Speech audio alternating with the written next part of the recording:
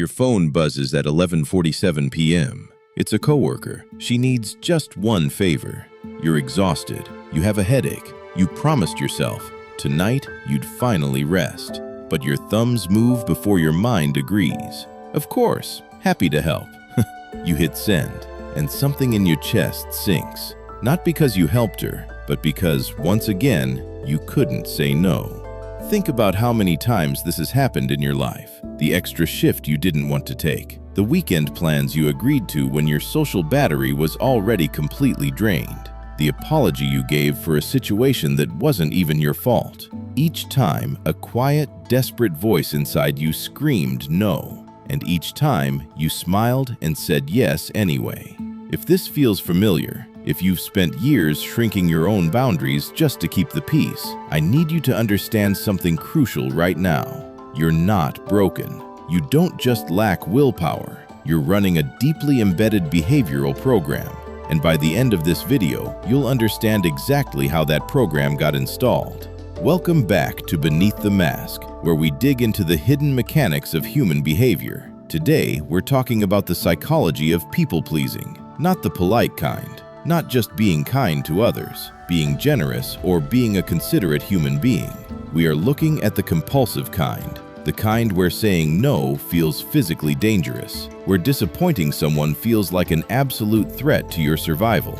We're going to uncover the subconscious root of this exhausting pattern. I'll show you exactly where it comes from and why logic alone can never talk you out of it. We'll expose the quiet, insidious way it destroys your peace from the inside out, long before you ever notice the damage. And most importantly, we'll give you 3 real psychological shifts, not vague mindset advice, but actual tactical tools to finally take your life back. Let's go beneath the mask. People-pleasing isn't a personality trait. It is a highly evolved survival strategy, and it usually starts incredibly early. A child learns very quickly that love is conditional, that anger in the house means absolute danger, that being good, being quiet, and being excessively helpful keeps the environment calm. Nobody sits the child down and explains this mechanic. It's absorbed silently through 1,000 micro moments. A slammed door, a sudden cold silence, a parent's unpredictable mood shifting the temperature of the entire room. Psychologists call this specific adaptation the fawn response. You know the standard survival instincts. You know fight, you know flight, you know freeze. But fawning is the 4th hidden survival response. It is the act of appeasing a threat to avoid the conflict altogether. As vulnerable children, we can't fight our massive caregivers. We can't run away and survive on our own. So we adapt in the only direction left available to us. We become incredibly useful. We become excellent, almost supernatural at reading rooms. We learn to predict moods hours before they shift. We learn to prevent anger before the spark even catches. And the thing is, it worked. It kept us safe.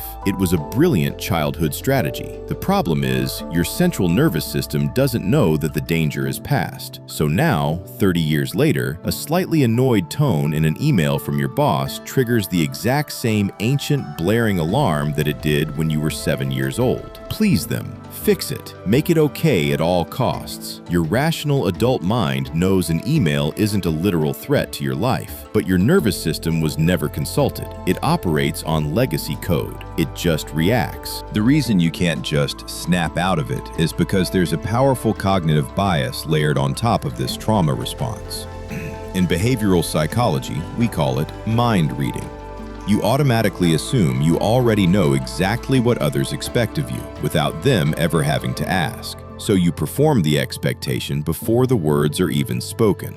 You apologize preemptively. You over-explain your actions. You enthusiastically say yes to a request that hasn't even fully left someone's mouth yet.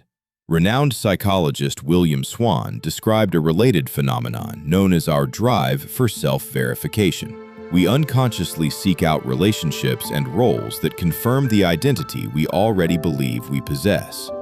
If somewhere along the way you internalized the belief, I am the helpful one, the easy one, the one who never causes problems, you will systematically keep recreating situations that prove that exact story true, even when it financially, emotionally, or physically costs you. And there is something fundamentally evolutionary underneath all of this, something much older than any one person's childhood. For the vast majority of human history, being cast out of your social group meant certain death. No tribe meant no protection, no food, no survival. So your modern brain still treats social rejection exactly like a physical threat. In fact, functional MRI scans show that social rejection activates the exact same neural regions that respond to blunt physical pain. Saying no doesn't just risk disappointing a friend or a coworker. Somewhere deep in your biological wiring, saying no feels like risking your very life. This is precisely why brute force willpower alone rarely fixes chronic people-pleasing. You're not fighting a bad habit like biting your nails. You're trying to override an ancient threat detection system that was built to keep a much smaller, much more vulnerable version of you alive. That is not weakness. That is a human body doing exactly what it was trained to do. The issue is simply that the software training never got updated for your current reality. Here is what nobody tells you about the cost of people-pleasing. It does not actually create peace. It only postpones the conflict and quietly moves that conflict inside of you. Every single time you say yes when you desperately mean no, you cast a subconscious vote. A vote that says, my needs matter less than theirs. One single yes doesn't break you, but 1,000 small yeses cast over a decade slowly and methodically rewrite your entire identity. You actually stop trusting your own preferences. You literally forget what you want to eat, what movies you want to watch, or what you want to do on a Saturday, because you have spent decades optimizing your entire existence for everyone else's comfort instead. This is where the resentment enters, quietly, silently at first. You don't notice it as outward anger. You notice it as profound exhaustion. You notice it as a pit of dread in your stomach before your phone even rings. You notice it as a tight jaw in meetings you never wanted to attend in the first place. Resentment is simply unexpressed anger with nowhere to go, and it absolutely never stays contained.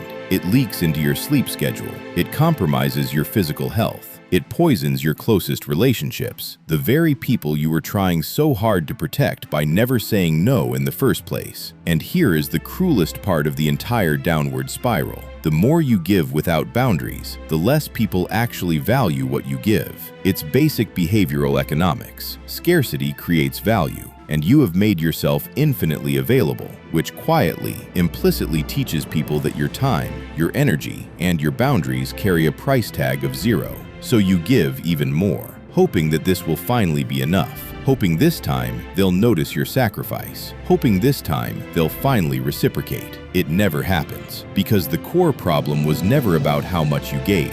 The problem is that you were never asked what you actually wanted to give in the first place. You were only ever asked, and you only ever answered, with the fear doing all the talking. And the exhaustion compounds daily. It's not just physical tiredness. It's a very specific kind of spiritual depletion, the kind that comes from performing a manufactured version of yourself for so long that the real one goes entirely quiet. Clinical psychologists refer to this as identity erosion. Piece by piece, decision by decision, the authentic self gets replaced by a highly optimized avatar, one built entirely out of other people's projections and expectations. Ask a chronic people-pleaser what they actually want for dinner. Watch them freeze. Watch them hesitate. Watch them desperately ask what everyone else wants first. That hesitation is not politeness. It is hard evidence. Evidence of a self that has been quietly overwritten, one small accommodation at a time. By the time the exhaustion becomes undeniable, most people don't even know where to start looking for what's buried underneath it. So how do you actually break this cycle? Not by becoming cold, not by becoming aggressive or shutting the world out. You do it by systematically rebuilding the boundary between giving and disappearing. Here are 3 tactical shifts to override the program. Shift 1. The pause protocol. Stop answering any requests in real time. Break the immediate stimulus response loop. When someone asks you for something, use this exact script. Let me check my schedule and get back to you. This single boundary-setting sentence breaks the automatic fawn response. It buys your rational brain a few seconds, or sometimes a few hours, to catch up to your ancient survival instinct. Even 30 seconds of manufactured distance can completely change your final answer. Shift 2. The threat override. Your body is going to scream that saying no is unsafe. You have to recognize that your body is lying to you. It is using outdated information from a much younger, helpless version of you. Disappointing someone is uncomfortable. It is not dangerous. These are two completely different things, even though your nervous system files them in the exact same folder. You must let the discomfort pass through you instead of allowing it to control you. It will spike, and then it will pass. It always does. Shift 3. The reality audit. Stop mind-reading what others need from you. Stop trying to predict the future. Most people are not nearly as fragile or as demanding as your deeply rooted fear predicts they will be. Run a reality audit. Ask them directly. Let them explicitly tell you what they actually need, instead of performing a massive assumption that you invented under extreme internal pressure. You will very often find that the pressure was never actually real. You built it entirely yourself, out of old, borrowed fear. None of these 3 shifts make you a selfish person. None of them make you unkind. They make you sustainable. Sustainable people are able to show up fully for the world because they haven't quietly bankrupted themselves just to get there. Selfishness takes resources without ever noticing the cost to others. Sustainability simply notices that you are also one of the people the cost applies to. You cannot pour from a version of yourself that has absolutely nothing left to give. Somewhere along the line, you were taught that love and acceptance are things you have to earn by making yourself disappear. That is not love. That is survival dressed up as kindness. Real balance isn't about giving less to the people around you. It's about finally, permanently including yourself on the list of people who are actually worth protecting.